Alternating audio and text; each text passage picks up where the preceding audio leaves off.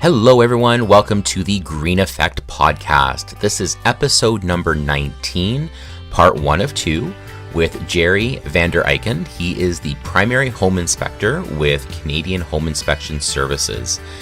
I wanted to have a great home inspector on our show to talk about all sorts of different things around the industry. We've got so many homes in this competitive market right now going firm.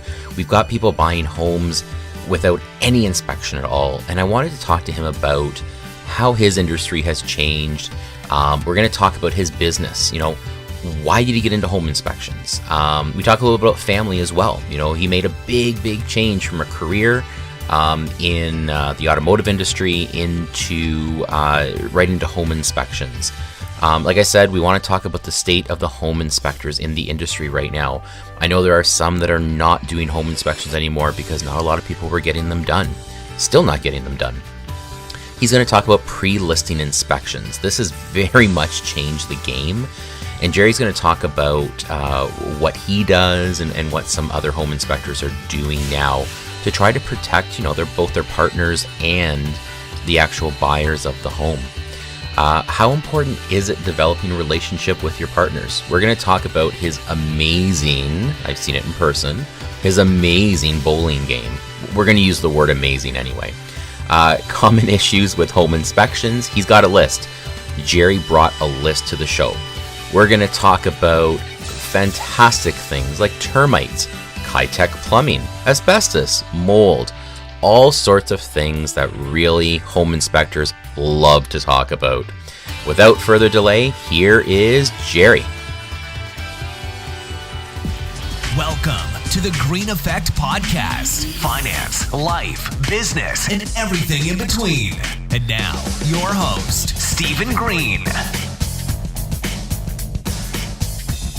Welcome, everyone, to the Green Effect Podcast. Today, we've got Jerry, and I'm going to say this slowly, Jerry Vander Eyken. I'm good? Yep, that's right. Awesome. Jerry is a home inspector, the home inspector with Canadian Home Inspection Services. Jerry, thanks for coming on. Fantastic. Thank you so much for having me here. So you're our first home inspector. So we got some high expectations for you. Okay, we know the home inspecting business is a tough one. Oh, so it's up and down these days. No pressure. No pressure. Sounds good. So first question we always ask everybody who comes on, how did we meet? And I can't even remember how we met. Oh, wow. We met, I'm almost certain, at a golf tournament for the Kitchener-Waterloo Real Estate Association. Almost guarantee that's where I meet a lot of people at a golf tournament. Yeah. And then we met, I believe, at the Binghamton's Realtor Fest that they had there, where they did the big training or the conference at the beginning of the year. Of course. And you know what? It's now that you say it, it's funny how many people you meet through events you sponsor, booths you sign up for, holes at golf tournaments you Absolutely. Sponsor, right? Yeah. So you're right, yeah. And you get to know people too, especially on the golf course, man, how much they're drinking. You get to know some people, you know what I mean? Those are the things we don't want everybody to know. That's right. That's right. Awesome. So tell me a little bit about your path in your business, because obviously you're a business owner, right? Yes. How did you get into home inspections? Why are you owning your own business? Tell me about that. Okay, so I used to have a career in the automotive world. Did a lot of traveling across Canada, and I woke up one day and my son was 7 years old, and I said to my wife, we needed to change. My travel time to and from Toronto was 5 hours a day, and we basically started looking, and I've been doing renovations since I was about 20. Okay. And it's kind of a natural progression as an auditor for this automotive company. I was doing inspections on dealerships, people, personnel, writing a report, and really relaying what we found to the owners in a professional manner, and kind of played right into auditing homes. So that's how we got into it. My wife found Canadian Home Inspections through one of the franchise magazines, and it started there, and I sent it out, and 10 years later, we're in it. Wow. It's funny how you wake up one morning and you want to change. Yes, that's what it was. It was just my life. I missed a whole section of my life, and I said, we need to change that. Yeah. And I think you mentioned the kids were younger at the time. 7? My son was 7. Your son was 7. Yeah. I heard one time from one real estate agent, they said, don't miss your kids growing up. Yep. And I think it's, as business owners, that's tough enough. Never mind having a huge commute back and forth like that, right? Exactly. So, I had a great career, and I loved it, but I really like this one because I've met a lot of new people and really interesting situations you get yourself into with the inspection world, and It's a lot of fun. I really like it. We're going to get into that, don't worry. Excellent. So, of all the things you could have done, why home inspections, though? Oh, wow.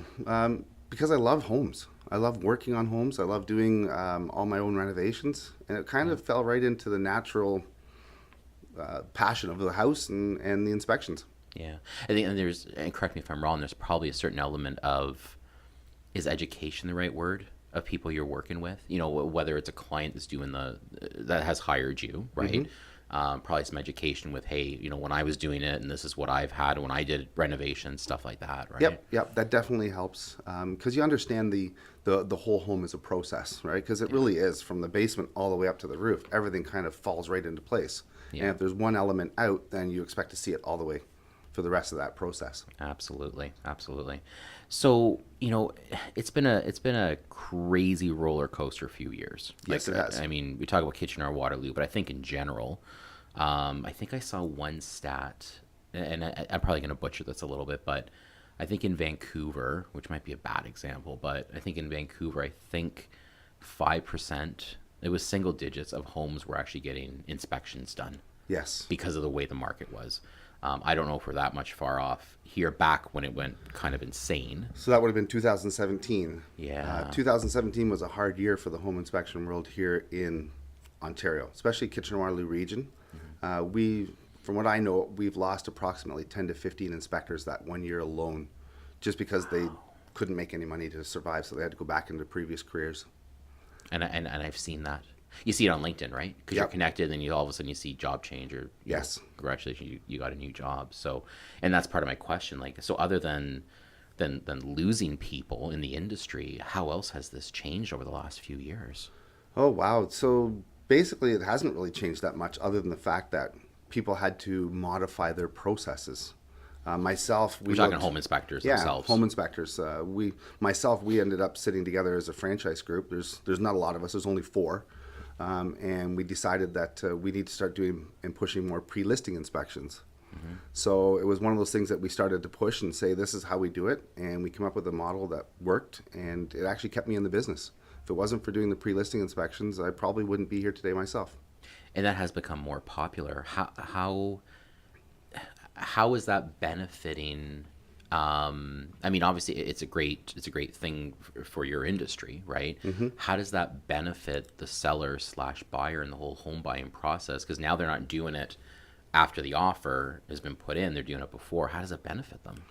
The biggest thing is that there's full disclosure up front, yeah. Right? So it really helps the seller of the home. Because now when they do go into negotiations, they can't come back and say, well, we found this afterwards. We want now a price reduction, because the report says, well, it's here. You put your offer in knowing that this existed because the report was available for you at the beginning. So that's really helped the sellers and the real estate agents that representing the sellers. And it also gives the buyer the encouragement up front to say, yeah, you know what? We've got a reputable home inspector in here who's been in, and he didn't hide anything, because I put small stuff. I put the trim not 100% correct in certain spots to show that we're thorough, right? Yeah. So this we're not is what you're hiding buying firm. Exactly. Right? So, because that's the reality of it. They're all, not all, hopefully, but most of them are firm. Like, they're buying it, for lack of a better term, sight unseen, right? And so this goes a long way for them. Yeah, and something that separated myself from my colleagues, I offered to go back and put the buyers under contract when they bought the house for that inspection report. We didn't change it. It was just that whole inspection. Now, does that happen often? No. Oh, Okay, and it's really important because the buyer of a house does not have the coverage of that contract legally without signing a contract. So he really doesn't have the protection of the home inspection report, and that's where the credibility of the home inspector plays the bigger role. That was my thought, right? And I can hear my wife whispering in my ear, if we had to do this, who is the home inspector? Who did it? Can we trust them? Did they represent us, right? So if you're coming in after the fact, and all of a sudden now they're becoming your clients, again, for lack of a better term, that there is a confidence there for them. Absolutely. Yeah. And it's really the agents know the inspectors, and they're the ones that say, okay, yeah, this is a good report. He didn't hide anything. Yeah. Because let's face it, the real estate agents, they're professionals. They know what they're looking at when they walk into a house as well. And when they look at the report, then they go into the basement, they see a couple things missing, they say it's useless. Yeah. right? Because it's big stuff sometimes. That's important. Yeah, I think it's important you have an agent involved and understanding that process. Yes. That's important. Yeah. Right? Because not a lot of agents will pick up on that. So that's very, very important. Okay, so you've gone through these changes. You know, people are taking on full-time jobs. You're doing pre-inspections. How else have you stayed successful? Because like I said, it's been a rocky road for a few years, right? The biggest thing for me is just involvement with the association and the real estate agents. Let them know that I'm still here, right? You're a big bowler, I heard. Oh, we like to bowl. I've seen you bowl. I don't know where. Ironically, you and I met through golf tournaments, and bowling has been my best marketing ever. Funny how that goes, eh? I've made more contacts and good friends in the real estate world through bowling than I do with golf. Wow. So golf is just one of the ones you get 145 people, 150 people see your company name, see you. Yeah, he's still here. He's still doing his thing. But bowling, it was 30 agents every single week. You become friends, and then all of a sudden it's that comfort level. Yeah. Right? Because at the end of the day, we're representing them as much as we are ourselves. We're an extension of the real estate agent. And if we do a bad job, then their clients are going to think that they did a lousy job because they referred us. So I think everybody, and I'm one of them, you're one too. I think you have to have there has to be an understanding that you know your stuff. Because I think if anybody refers a home inspector, a lawyer, an accountant, whatever, and it doesn't go well, guess what? You're not going to have that client much longer. They're going to be like, if that's who you're working with and it went that badly, that sideways, that just doesn't look good. So as much as we kind of joke about the golfing, the bowling, I think it's more them understanding kind of what you're going to come across as, right? Mm-hmm. And does he know his stuff? Does he not know his stuff? And I think we can kind of wrap a bow on this and say that that's how business is done from a relationship standpoint. Absolutely. Right. Yeah, it's important. Building a relationship is so important in this industry. Yeah. They need to know that they can trust you. They need to know that you're accountable if something does go sideways. That's key. Accountability is everything in this industry. Yeah, right? Absolutely. Okay, so some common issues. What do you see in Kitchener, Waterloo, Cambridge? What are some common issues you often see in home? Maybe not KWC, but just in general. What do you see that are problems? And you have a list. For people who are watching on YouTube, Jerry brought a list. It's funny. My first comment was, it's not just the Kitchener, Waterloo region, the Cambridge region. This is general. Yeah. Believe it or not, the number one killer on a home is a homeowner. We have a lot We have a lot of homeowners that think they're electricians and think they're plumbers, and they do their own work. It's when we get in there afterwards and realize, okay, this wasn't done by a professional, and we can tell based off of this. That's the number one thing. Now, Kitchener, Waterloo, the region here, so Cambridge, Guelph, or not so much Cambridge, but Guelph, Elora, Fergus, Elmira, we have termites. It's a common thing in this area. So Kitchener, there's approximately, I think, 4 zones. The biggest thing is trying to teach people, don't transport wood. You're in a city that allows fires, but we're also in a city that does have termite zones. So when you transport that picnic table or that gazebo or the firewood from your buddy's house, it could be a termite zone. So we always tell them, don't move wood. Okay, so it's like a simple picnic table, like you buy one on Kijiji, for example. That's right. Okay, interesting. I didn't know that. Well, termites go from soil to wood, so that those legs are in the earth. Oh, okay. Knock on wood, pardon the pun. I've never had an issue with termites, so. Yeah, there's a few zones out there, and I've actually detected a couple homes with it, and this is where, unfortunately, the real estate world didn't kind of work together. They knew about it but didn't disclose, so my client was a little bit upset when we found it.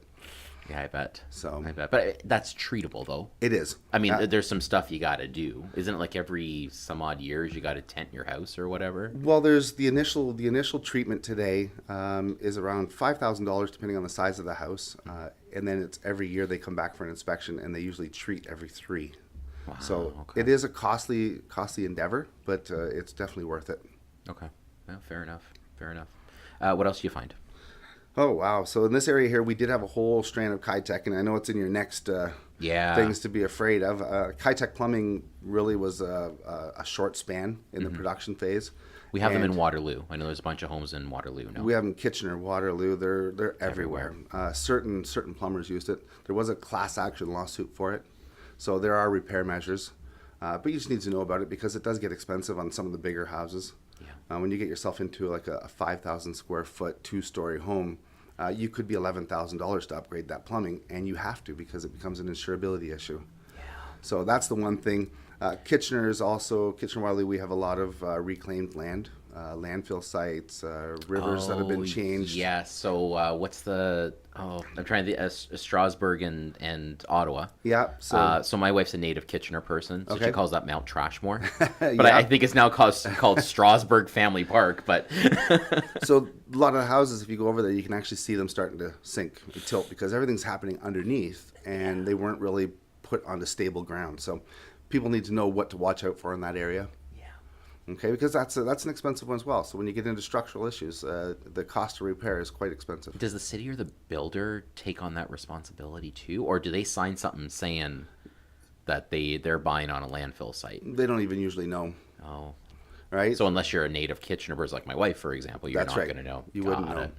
And the reality is after 7 years with Terry on warranty, the builder's off the hook.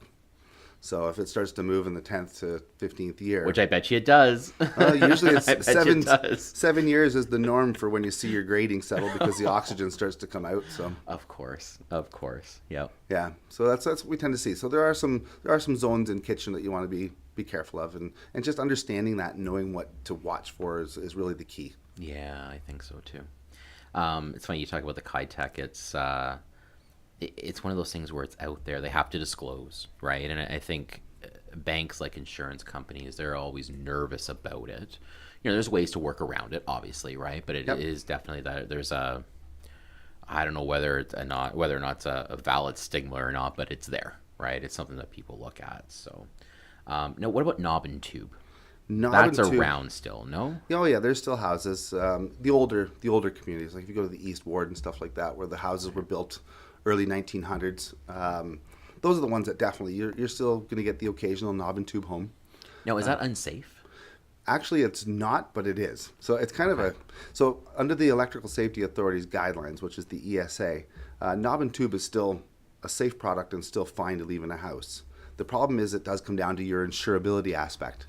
The reason for that is when knob and tube was installed in homes, we didn't have computers and stereos and microwave ovens and coffee makers and toasters and all of these items, TVs and Computers and kids in every yeah. single room. So the circuit is actually overloaded with today's technology, and that's why that's the issue with knob and tube. that's 100%. Got it. Okay, it's just older technology on Exactly. the older technology on what's out there. That's right. And you didn't have a ground wire, right? So you only had your supply and your neutral going back to the panel under that alternating current. You didn't have that third wire, which was the ground.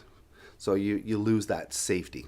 Yeah. But then we went through a phase of after knob and tube before the new modern day wiring with 2 wires. So we had the same system, but it was now an exposed isolated circuit. So there's a couple phases that you need to know about in the electrical world, and they all become insurability issues. Yeah. We just had our last summer, I think it was. We had our electrical panel replaced, and I have a couple electrician friends and other people come through, and our electrical box was so old. It wasn't the Glass fuses. It wasn't that. It wasn't the newer push. It wasn't the snap back and forth ones. Okay. I know I'm brutal with the terminology, but it was the push button ones. So it was it's called a bulldog. Is that what that? Okay, people Yeah. were coming and taking pictures, and I've never seen that before. I'm like, oh my god, had that replaced. Yeah, But, because they're obsolete, right? So if there's yeah. ever a problem with it, they can't repair it. So you might just as well at that point say, well, let's put And a that's new what one we in. did. Exactly. We had you talk about do-it-yourself for electricians and stuff like that, and we have a swimming pool, right? Okay. So we came down to we found a wire. So let me back up a sec. We put in a fence, so we had the locate done, and out comes a Kitchener Hydro or Wilmot Hydro, whatever it is, and he's doing the locate, and he's in our backyard, and our pool and pool house is at the back of the yard, and he's with his little gun trying to figure out where all the wires is, and he goes, "I'm just curious." He says, "How are you getting power to that pool house?" I'm like, "Well, I don't know. You got the little gun. You tell me." So he was nice enough to help, and he said, "Can you go get me a really small shovel?" I'm like, "Oh, this can't be good. This can't be good." So he's digging out very slowly, and he goes, "I found the wire that's basically powering your heater, your everything, 6 inches below the grass." Oh, there's a not in a conduit, just a nice little wire going to the pool house. And we later found out that from the do-it-yourselfer standpoint, I'm sure it was safe 30 years ago, but it came down to either the fuse is not blowing because it's too old, or you got an electrical issue, you're going to have a fire. I'm like, let's fix it. Let's fix it. Let's make it safe, right? Absolutely. So, yeah, we've had lots of electrical stuff like that. So. Well, electricity for me is number one. It's number two. Structure is always number one in a house. Number two would be electrical. And it's because it can kill you so easily. Yeah. Right? So we always say at that point, if you don't know what you're doing, don't touch it. Bring in the professional. Get it done right. Yeah. Right? Not to quote Mike Holmes, but make it right. But it's true. It's true. I mean, 100%. And I think a lot of the things, I don't want to get too much into what we had to deal with, but it became with a lot of stuff relative to electrical, make it safe. 100%. Make it safe, because I don't need, one of my daughter's friends coming over, plug it in her iPhone in the pool house, and she goes flying 30 feet electrocuted. I don't need it. Just make it safe, right? So, I totally agree. Electrical, I don't, and I'm not handy anyway. So, electrical, plumbing, and a bunch of other stuff, I just call somebody. And you know what? Deal. Knowing your limitations is the key, and a lot of people don't. That's the problem. They tackle this stuff where they shouldn't. Yeah. You want to hear sad, though, on limitations? Here's sad for you. My wife loves IKEA. Okay. I go buy that crap all the time. I have a guy who I pay to put that crap together. And I don't feel bad when he comes in to put together a king-size frame mattress with shelves and a cup holder, and it takes him 3 hours to do. Because that would have been 6 hours, and I don't know how much alcohol that would have taken. And I would have ended up in the hospital. So. More than you want to know. Absolutely. So I know my limitations, let me tell you. I know some guys. What about, I don't know if I took away from your list. I've got stuff, but is there anything else on your list relative to what you see in general? Oh, for the common stuff? Yeah. Yeah, it's really a lot of owner modifications, or the owner not actually taking care of stuff. Water is that a killer on homes, right? Water will cause mold, it will cause rotting wood. And if the homeowner doesn't fix a small little water leak, after 7, 8, 9 months, it's now huge, right? Now you're looking at cabinet replacements, you're looking at health issues in your house. So we tend to see that stuff. Health issues is big. Yeah, and then it's just regular maintenance neglect. That's the common stuff we see. Kitchener's actually pretty good. We've got some pretty good builders out here. Cracked foundations, it's typical, right? Yeah. Every single house has them. You can't get away from it. We have what we call thermal cracking here, with the temperature change for minus 40 to plus 15. Oh, no kidding, eh? Yeah. So that happens so frequently. Even right now, it was plus 20 and it went down to minus 2 overnight. So you're talking 22-degree temperature differential in 6 hours, right? So that thermal temperature change causes a lot of issues on our homes in Canada, and that's the stuff that we have to really teach newcomers into the country for. So yeah, that's true. That's fair. I didn't think about that, but that's very, very true.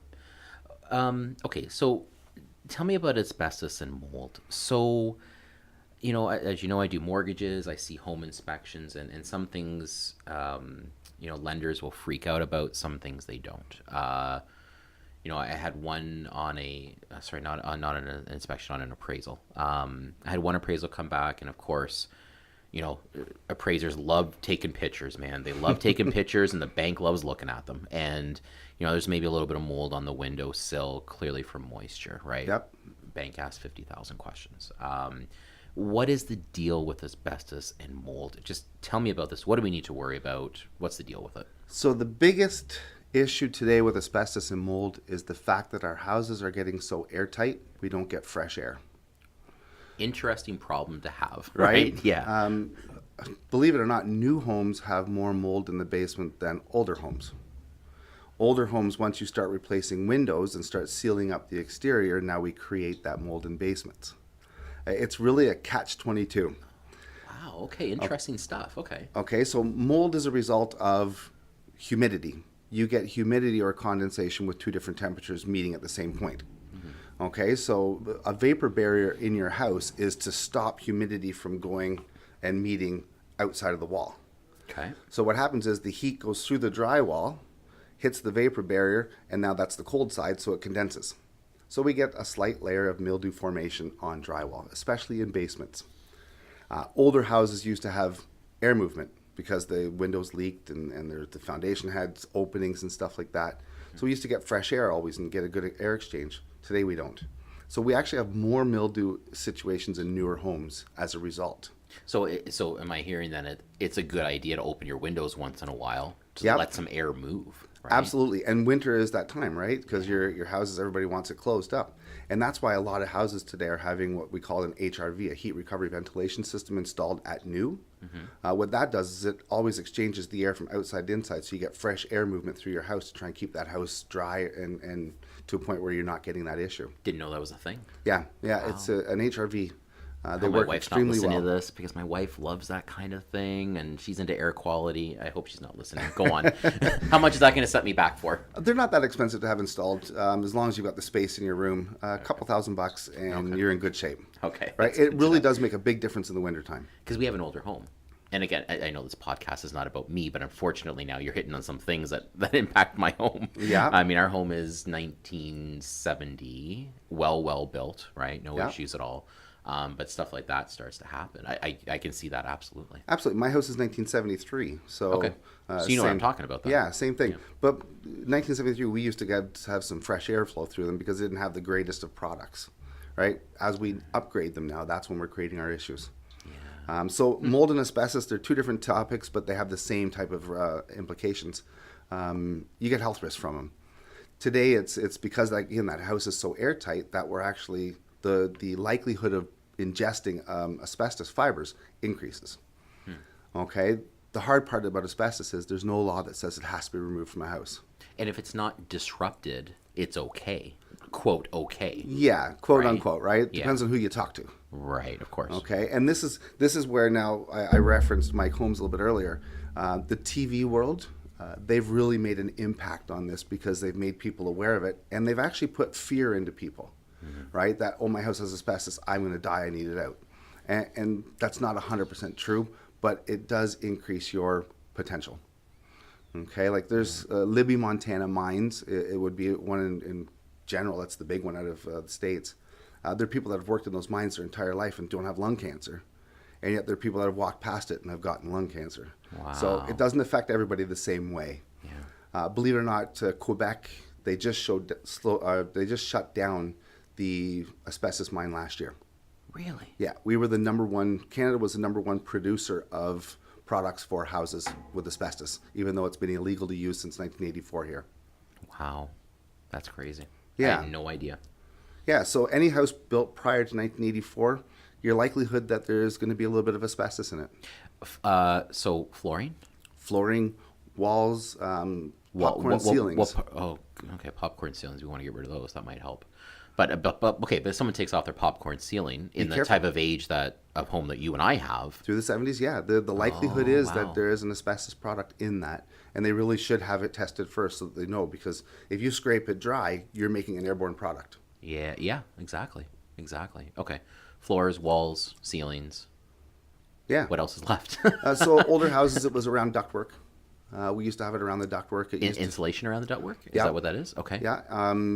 I've seen houses right up until 1969 where it was a little felt pad around the registers coming through the wood floor. Those are the areas where I tend to stress a little bit more. This is one you want to deal with. Yeah. And the reason for that is the wood and the metal are going to expand and contract at different rates with the heat.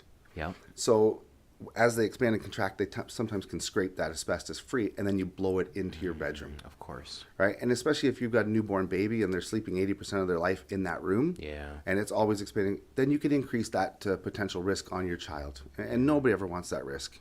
Well, and I asked you this. You were here in the office couple of weeks ago. Time flies, but as you know, my wife gets bad migraines. So you know, when you have migraines, you search for the cause, and that's something we're going to have done as an air test, just to see what's going on. Right? I'm fine. The kids are fine. Knock on wood. It's just the wife. But to your point, if everyone has different impacts with this, maybe that's her impact, right? That's right. So, It could be a mold issue that's actually triggering it for her. yeah.